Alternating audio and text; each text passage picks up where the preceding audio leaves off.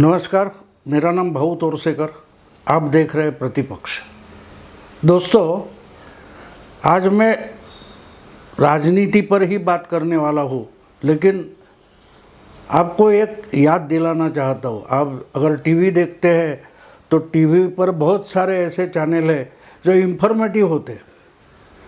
Discovery, national geography, ऐसे जो channel है, तो उस चैनल में प्लैनेट ऐसा कुछ, तो एनिमल प्लैनेट, तो उसमें जो प्रकृति है उस पर बहुत सारी इंफॉर्मेटिव फिल्में होती है, क्लिप्स होते हैं, आधे आधे घंटे के, एक एक घंटे के प्रोग्राम होते हैं। तो उसमें आपने देखा होगा कि शेर जो होते हैं वो झुंड में होते हैं, और जिनकी शिकार करते हैं वो भी झुंड में होते हैं। वो जंगल के भैंसे हो, हिरन हो, या और कोई गाय वगैरह जैसे अलग अलग प्राणी होते हैं, ज़ेबरा हो, तो ये भी झुंड में रहते हैं और बड़ी झुंड होती है।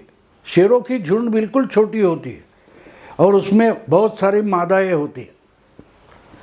तो 15-20 ये शेरों का जो झुंड होता है वो कहीं घात लगाए बैठा रहता है और उनके ही पीछे पीछे जाता है। जो झुंड में शिकार के जानवर होते हैं उनके पीछे पीछे जाता है, लेकिन जब वो घात लगाए बैठे होते हैं और तय करते हैं कि भाई आज हमको खाना है तो शिकार करनी ही पड़ेगी, किसी न किसी जानवर को मारकर खाना ही पड़ेगा, तो वो लोग उसका जब आहट हो जाती है, और ये सब ज़ेबरा, हिरन वगैरह भैंसे वो दौड़ना शुरू करते, उनको पता चलता है कि हमको मारेंगे, तो वो इकट्ठा होकर नहीं लड़ते, वो सिर्फ भागना शुरू कर देते।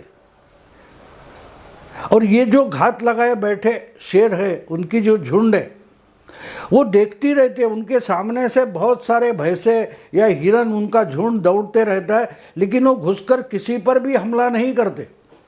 और दूर से ताकते रहते, पहले टारगेट करते कि किसी को मारना है। उनमें से कोई 1-2 शेर ऐसे होते या मादाएँ होती है, वो तय करती है कि किसको टारगेट करना है, और फिर झुंड में ऐसे घुस जाते हैं और किसी को लपेट लेकर उसकी गर्दन अपनी दांतों में पकड़ लेते हैं और उसके साथ लपेटे में आ जाता है। बाकी सब शेर उस पर टूट पड़ते हैं वगैरह वगैरह। लेकिन ये अपनी शिकार कौन सी है, कैसे तय करते हैं? अगर हम बारीकी से देखें और उस क्या बोलते हैं उसको डिस्कवरी के उस जो फिल्म होती है उसको हम समझने की कोशिश करें, तो तगड़े से तगड़ा जानवर नहीं ढूंढते। उस झुंड में जो सबसे दुबला है और जो कम से कम दौड़ सकता है, जिसमें भागने की ताकत कम हो और आपोआप उसकी भागने की ताकत जितनी कम होती है उतनी जूझने की भी ताकत कम होती है, तो ऐसा वो झुंड में से एक भैंसा या हिरन या कोई वो तय करते हैं और उसको झपट लेते, नहीं तो बाकी को जाने देते।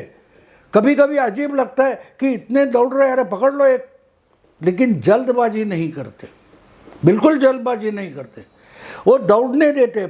झुंड जो है भैंसों की या हिरन, ज़ेबरा, उनको दौड़ने देते हैं और उनमें से तय करते कि इसमें कौन सा दुबला है जिसकी शिकार आसानी से हो जाएगी।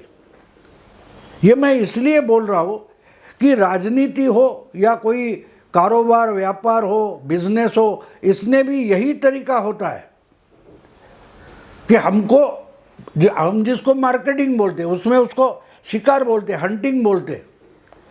लेकिन कारोबार में, बिजनेस में भी यही होता है, और राजनीति में तो ऐसे ही होता है। राजनीति में बिल्कुल जो दुबला है उसको खाकर ही कोई तगड़ा बन जाता है। तो इसलिए जो राजनीति आज चल रही है 2024 के चुनाव के लिए, वो मैं देख रहा हूँ और समझने की कोशिश कर रहा हूँ। जिस ढंग से पटना में कुछ 16 पार्टियों की एक मीटिंग हुई थी, जिसमें नीतीश कुमार ने इनिशिएटिव लिया था, वो मुंबई आए और कहीं तेलंगाना गए, हैदराबाद गए, फिर शरद पवार से मिले, किसी और से मिले, राहुल गांधी से वगैरह मिले, खड़गे से मिले, ये सबको मिलकर उन्होंने पटना में पहली मीटिंग ले ली और मानो नीतीश कुमार उसके संयोजक बन गए। अब फिर तय हो गया कि मुंबई में बैठेंगे या कोई, और बंगलोर में मीटिंग हुई।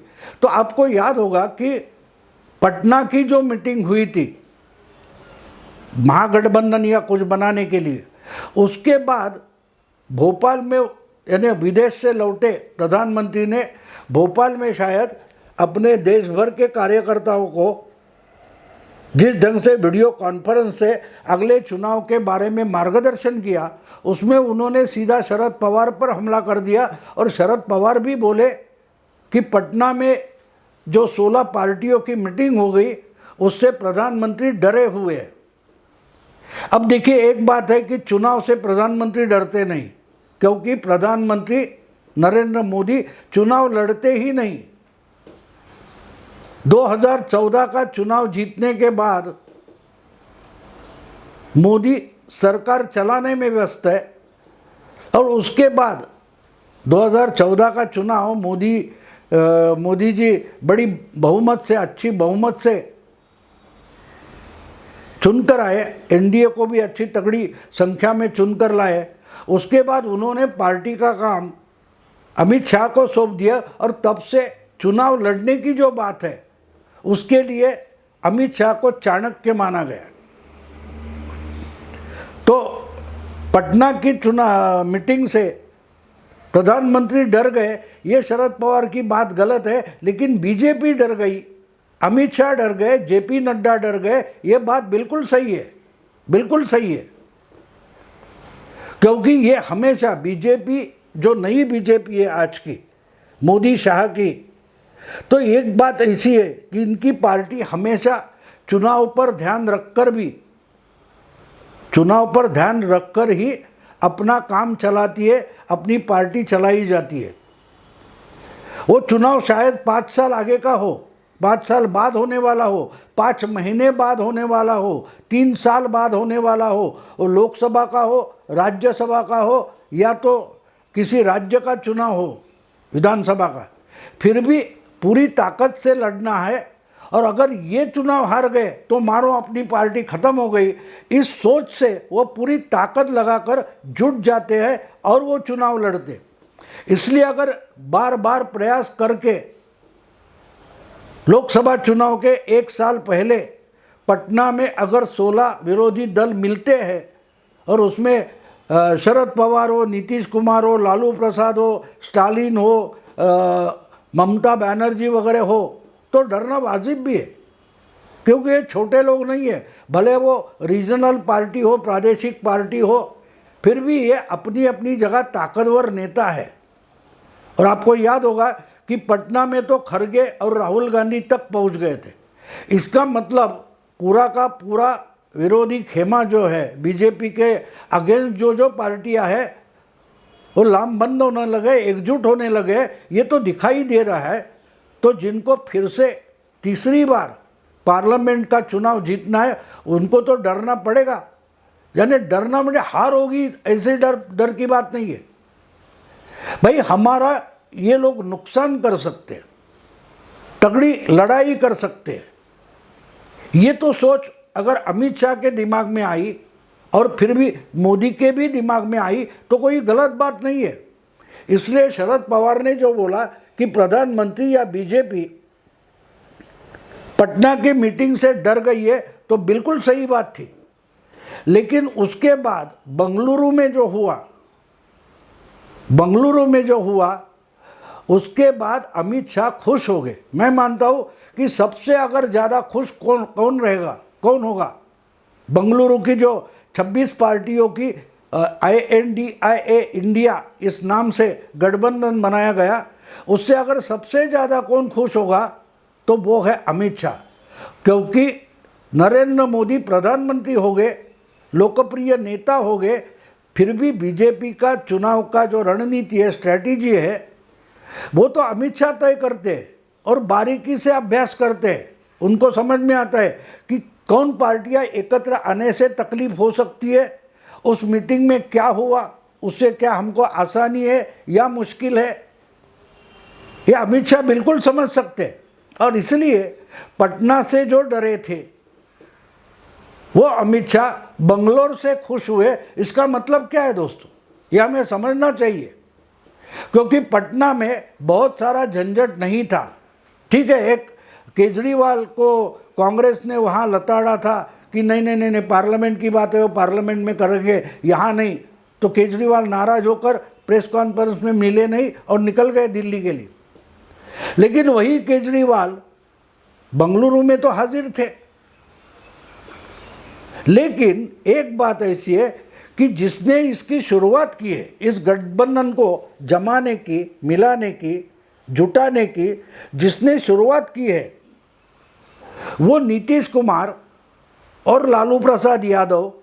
यही बंगलोर से नाराज हो गए। बिल्कुल उसकी चर्चाएं तो खुलेआम हो रही है। और इसका कारण ये है कि बंगलोर की मीटिंग में एक नाम तय नहीं हुआ। अगर बीजेपी के खिलाफ राष्ट्रीय स्तर पर कोई गठबंधन होने वाला है तो उसकी लीडरशिप कांग्रेस ही करेगी, इसका क्लियर सिग्नल दिया गया है। इसका क्लियर सिग्नल दिया गया है। तो अमित शाह को इसमें खुश होने की क्या बात है? तो खुश होने की एक बात है कि अगर नीतीश कुमार, लालू प्रसाद यादव या शरद पवार, इन जैसे कोई पुराने चावल जिनको हम बोलते हैं, बड़े अनुभवी नेता होते हैं, वो इकट्ठा होते हैं, वो चुनाव के लिए सही सही स्ट्रैटेजी बना सकते हैं और बीजेपी के लिए बड़ा चैलेंज खड़ा कर सकते हैं, आह्वान खड़ा कर सकते हैं। तो उस आह्वान को अगर बिगाड़ना है तो उसकी जिम्मेदारी उनमें से किसी को उठानी चाहिए। और वो जिम्मेदारी उठाने वाला सबसे अच्छा कैंडिडेट अगर कौन है तो वो राहुल गांधी है। पटना में राहुल गांधी आगे नहीं थे, लीडरशिप में नहीं थे।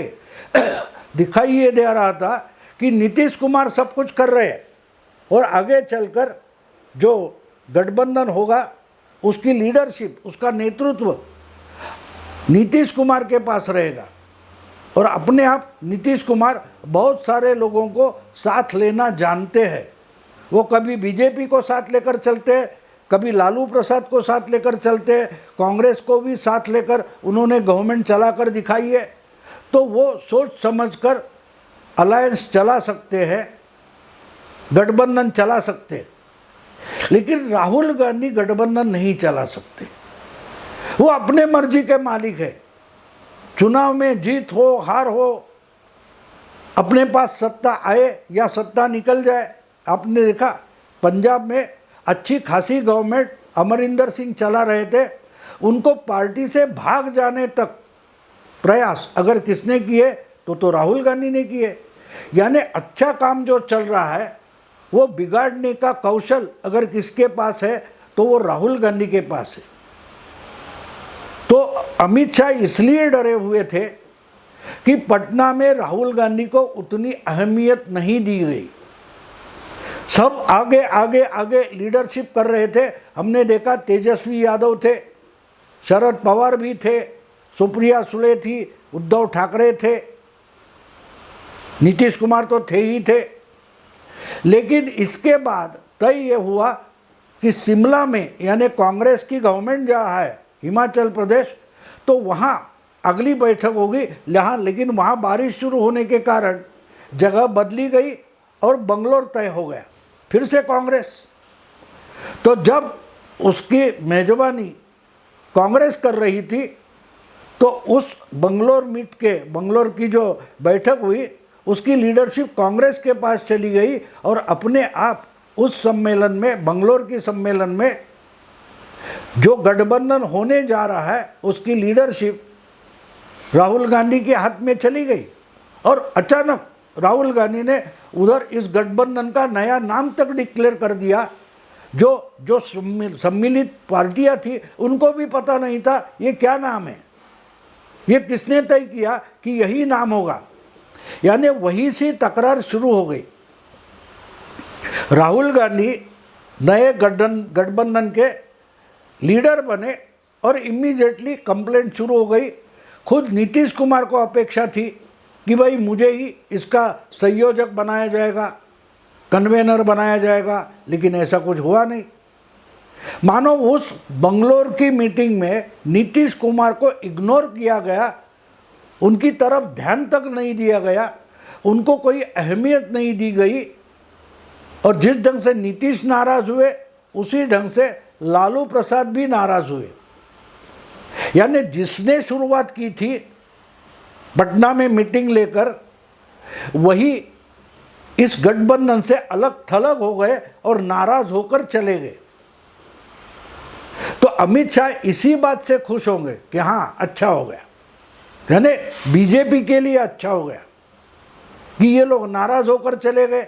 इसका मतलब राहुल गांधी उसकी लीडरशिप करने के लिए, नेतृत्व करने के लिए सिर्फ आगे बढ़े और गठबंधन में नाराजी की धारा शुरू हो गई। तो इसलिए मैं मानता हूँ कि पटना से डरे हुए अमित शाह बंगलोर से खुश हो गए। इसका कारण भी समझिए आप, कोई सलमान खान या किसी की कोई एक क्या बोलते हैं उसको, विज्ञापन मैंने देखा था, जाहिरात देखी थी कि डर के आगे जीत है। तो बीजेपी की जो सोच है वो उसी ढंग की है। पटना से डरे हुए थे लेकिन रिएक्ट नहीं हुए, वेटिंग करते, प्रतीक्षा करते बैठ गए और बंगलोर से खुश हो गए, क्योंकि बंगलोर में जो कुछ हुआ उसका नाम क्या है, उस पर चर्चा चले, ताकत क्या है, उनका वोट परसेंटेज पुराना क्या है, उसकी सब चर्चा करे, कोई बात नहीं। लीडर कौन है? लीडर अगर राहुल गांधी है तो बीजेपी के चाणक्य अमित शाह खुश हो गए ही।